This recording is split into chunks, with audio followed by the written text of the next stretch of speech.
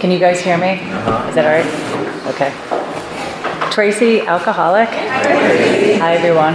I've done the steps as they've been laid out in the big book with a step study sponsor, and I have done all of them, including my 9-step amends. And I do 10, 11, and 12 on a daily basis to the best of my ability. Could you put the microphone a little Closer. You got it. Better? Is that better? Okay. All right, thanks.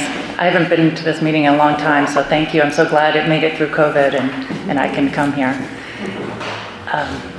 So I'm going to tell you a little bit about my story because most people don't know me in this meeting. There's a handful. So I'll just tell you a little bit about my story and then we'll talk about step 3. So I first came into AA when I was 22, my last year in college. And I came in through Overeaters Anonymous because I had an eating disorder called bulimia. Came in through a treatment center, did that for 6 weeks, and within 2 months I was out again. And within about 6 months I was out drinking and drugging again, because it all goes together. So a year later I came back in, did a halfway house for 6 months. That worked, and I did it because other people did it. We went to a lot of AA meetings, a lot of Overeaters Anonymous meetings. It's all 12 steps. And then I became a manager at that place, a house manager they call it. And that helped my recovery for the next 2 years. And then I got married, about 6 years being sober. And he said, maybe you're not an alcoholic because you came in through Overeaters Anonymous. And I said, well, maybe you're right. Within 2 months, our marriage failed. I was drinking and drugging, and I thought I was too young for OA, AA, NA, all the A's.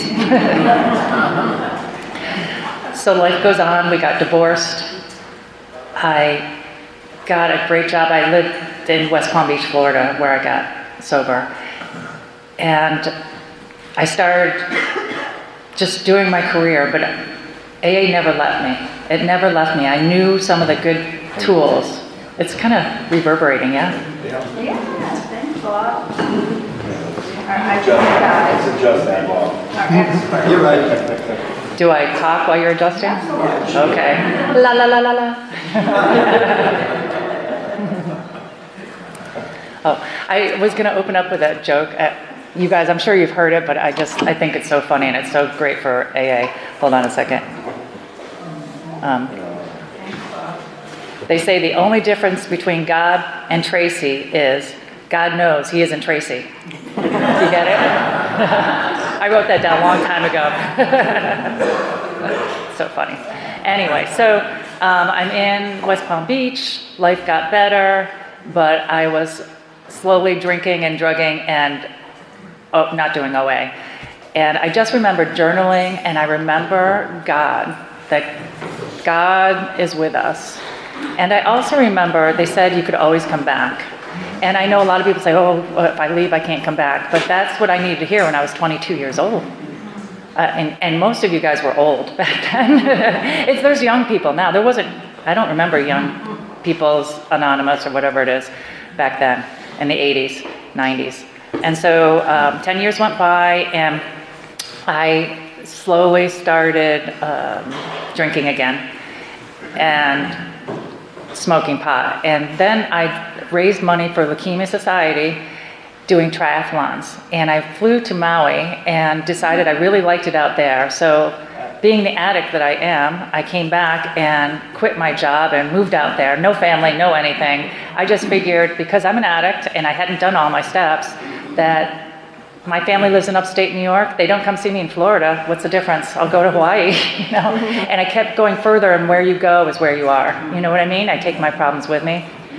And as soon as that plane hit the tarmac in this airport that was amazing, just that place is just amazing, I started drinking and drugging that day. And it never stopped. And it went on for 8 years, and I knew that I needed to make a change. I had lost my job because back in 2010, there was problems with the economy, and half our organization got closed down. I worked at a resort, a huge resort on Maui. And so I called up a friend that I bike with, And I knew that he was in AA, but I didn't really remember AA. Now it's been 20 years, 25 years. And he said, I'll take you to a meeting. We went to a 5 o'clock meeting outside, and I hated every minute of it. We all had sunglasses on and that, but there was people smoking pot over here. There was people drinking over here. There was ukuleles going on over here. And then we had our circle of AA people here. And I'm like, what the hell? This isn't paradise. This is hell.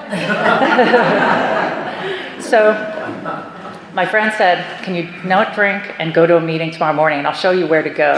And he showed me a different church at 7 a.m. And I hadn't been up at 7 a.m. or 6 a.m. to get ready in a very long time, because I just would pass out going to bed and wake up whenever. So I went to that meeting, I made it there, and the biggest thing that happened to me was that I hooked up with another friend that had 2 months, and she hooked up with another friend that had 3 months. And the three of us hung out together, and we had this bond because we were all so new, and I couldn't believe they had 2 months, and the next one couldn't believe that he had 3 months. Big boozers, we all are. And we got to know people. It was the fellowship that kept me alive. And that was 2010. I started doing my steps right away. On Maui, we do steps, just like Big Book Step Study. I didn't know. You just did the steps over there. So I did my steps right away. And the problem was the 9th step. I could not do the 9th step with my brother, who hadn't talked to me for 18 years. I guess I hadn't talked to him for 18 years. He told me one day, don't ever call me or my family ever again. And I don't know why until I did the steps. And it was minor stuff, I thought, minor stuff. And I thought, well, screw him. He's been so mean to me all my life. I'm not doing anything. It's his fault. And one day went to a week, to a month, and to years. And my sponsor said, you have to do this 9th step. And I eventually lied, did not do the 9th step, but said I did. And a month later, I went out, of course, we all know the story. And for a month, I thought, what are those AAers doing? What are they doing that morning meeting? I'm not doing anything. I'm sitting in my cottage watching the world pass by. We're right on the water, and you could see windsurfers and kiteboarders right there, and I'd never left my place. All I did was use for 30 days. And I wondered what the women were doing. I was going Tuesday night, I didn't know them all, but I would go to dinner with them after, and it was fun. It's that fellowship that kept me alive. So I decided I was going to come back. I met my friend. We went to a Thursday meeting, and I hated every minute of it. It was at someone's house. I hated it. They were all like, are you glad you're back? And we missed you, and all this stuff, and blah, blah. And I went out and smoked a joint. Then I came back the following Monday, I think, and I started AA in the morning at 7 a.m., that church that was on the water, and then I did OA that night. And OA in Maui is only once a week. So that's my story. So I started in 2010, but I didn't get sober. 2009, but I didn't get sober until 2010. So August 20th, 2010 is my sobriety date. I've done the steps about 5 times. And when I moved here, people always want to know why I moved here. So the first year I got married to my boyfriend that I met the very first day I was on Maui, which I think that's a God thing. Because we broke up, so I'm like, I don't know. I can't go out with you. And we got right back together. So we've been together 18 years now. And he was the one. And that's a God thing. I always say, look for God moments. And the first year, we got married on my first year anniversary. I don't know how that happened. We celebrate anniversaries the last Friday of the month, and it was the day that we were getting married. So I got up here at 7 a.m. and told my story about being the first year, and then told them I'm getting married in the evening. And I just feel that was one of the best days of my life. So I did the steps again, and we got pregnant with twins. One was born blind and autistic, and we had to come to Boston Children's Hospital to have 3 surgeries right away, within a week, or he was going to be blind forever. So we moved here, and we have family in Clinton, so that's how I ended up in Clinton. And I saw that there was a nooner down there. So I went every day to the nooner, and every other day down to Children's Hospital for my son. And we had people praying, and I remembered, I'm kind of embarrassed about God, but I know God is out there. And now that I'm back in the 12 steps, I have all these people that wanted to pray for Ryan. And it worked. The surgeries were successful. He's still legally blind, but he can see my phone. Believe me, he can see my phone. He plays all the games. So it's a God moment, and I went to a meeting every day. I called my sponsor every day. I did what I do every day because I was invested. And when that tragedy happened, it didn't matter because I did what I do every day. I didn't go out and drink and drug, and that's how I made it to where I am now. So moving forward, we had to move to Clinton because of all the doctor's appointments, and the doctors are much better here. And we didn't know autism was going to be such a thing. My son, really, the blindness is nothing compared to his autism. He's really, really, really aggressive. He goes to a residential school right now for the last 2 years since COVID, and he's so aggressive, the residential school kicked him out. So he's there, we have lawyers, he's there on a stay put, but he's beat me up, he's beat up the family. He's broken over 40 windows there, including car windows, house windows. And he says, I'm going to pick a rock and throw it the window, and they just look at him and he throws it through the window. So it's not the right place for him, but I know, getting to step 3, that this is a God thing, right? I need to stand out of the way and God is in control. And I know 100% that this is happening because the school district wasn't getting him out of this placement that wasn't right for him. And so God took over and did this.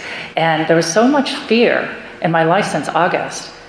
And I feel like I'm on the other side. And I'll tell you, I share my story lately about my being fearful and how God is in my life and doing the steps. By the way, I'm on step 9. I'm doing it again. I always like to share what step I'm on because I'm always doing steps. And I do the nightly inventory every single day off my app to my sponsor. So I lost my spot. So the step 3. So I really rely on God and do you know, this has been like really the crappiest time in my life since I moved here with this influx. And I've had 4 people ask me to speak and one person asked me to sponsor her a month ago. And I'm like, oh, people relate to the crappiness, I think. When everything's smooth, no one talks to you, it's all good, you just talk about the good stuff. So I encourage anyone out there, if you have problems related to the step we're on, and talk about it so people get to know you. So as step 3 goes, unfortunately I didn't bring my notes, but I can tell you what I've highlighted is on page 60, it says, we're convinced we are at step 3, and it talks about the prayer, the step 3 prayer. It took me years to memorize that prayer. I had it on a card and I just couldn't memorize it. I could memorize Shakespeare in 6th grade, but I couldn't memorize the 3rd step prayer. What was that wall there? But I finally memorized it, and how I did it was with my step book sponsor. When I did the 4th step, every time I had to write, I did that prayer. And now I do that prayer every morning. And my routine in the morning is,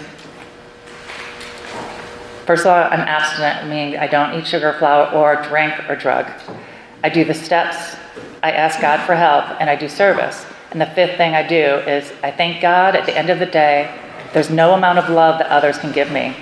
And I need to love myself first so I can do this 4th step. And they were talking about that, cleaning house.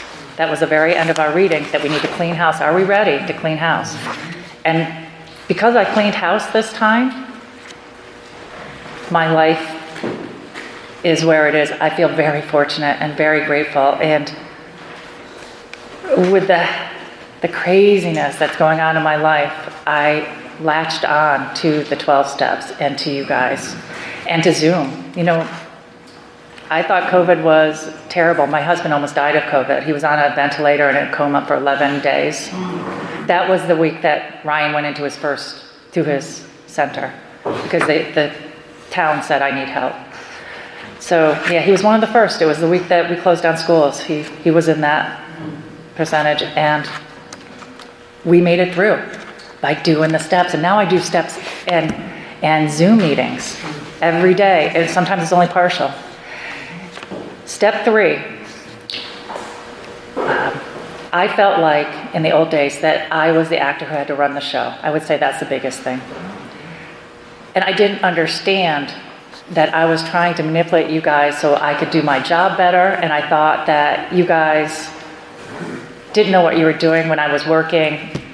I remember I was made meetings with people, and I was in headquarters, and the resort was on the other side of the island. And I would make meetings and say I'd be there at 4 o'clock to go over whatever. And then I'd call at 3:30 and say, sorry, I'm busy, I can't come. And I was the one who made the meetings. Did that all the time. I would never do that now, ever. And that's because I rely on God and ask God for help. And I don't run the show anymore because God does. Another thing I was taught is on page 60 through 63, I was taught to change the words, he begins to think life doesn't treat him right. I change it to, I begin to think life doesn't treat me right. All the way through, and I read it to someone, and it really hit home. That's what I did this time, because I've done the steps so many times that I like it when different sponsors recommend other things. So that was one thing I did. The prayer there, how it works. And I had in the margin, don't fool yourself. Don't fool yourself. We need God and we need the fellowship. And let me end with this. I put, sometimes doing the right thing is not easier, but the outcomes are great. So the right thing was to keep coming to the meetings, even though I didn't want to. I was so caught up with my son and my family and moving here. And the shock of the weather. You guys, the weather is different than Maui here. So, yeah. Let's see. My morning routine, again, I do incense, I light a candle, I do the 3rd and 7th and 11th step prayer, all 3 of them. And they're in that app that I was telling you about, the spiritual inventory app. Those steps are right there. I don't even have to go Googling them or write them down. And I take time with my higher power. And I think that's a lot what step 3 is, that half an hour of meditation. And a lot of times I don't have half an hour, but I do it throughout the day. The thing I think about most is my God. And I want to say, when I came back into AA, I was so scared I'd be ridiculed. And after sharing in AA, it never happened. Not one person said, what did you do out there and where have you been? And they said, where have you been? But they didn't put me down for going out and coming back. And I think that would happen because I've been around for so long, but I haven't been in the steps and in the fellowship until those last 10 years. And my program ebbs and flows. Right now it's a strong program. Maybe last year it wasn't as strong, but I feel strong right now. And the last thing I have is, if God brings you to it, he will bring you through it, right? If he brings you to it, he'll bring you through it. And that's my life, and it's a pretty good life. Thank you so much.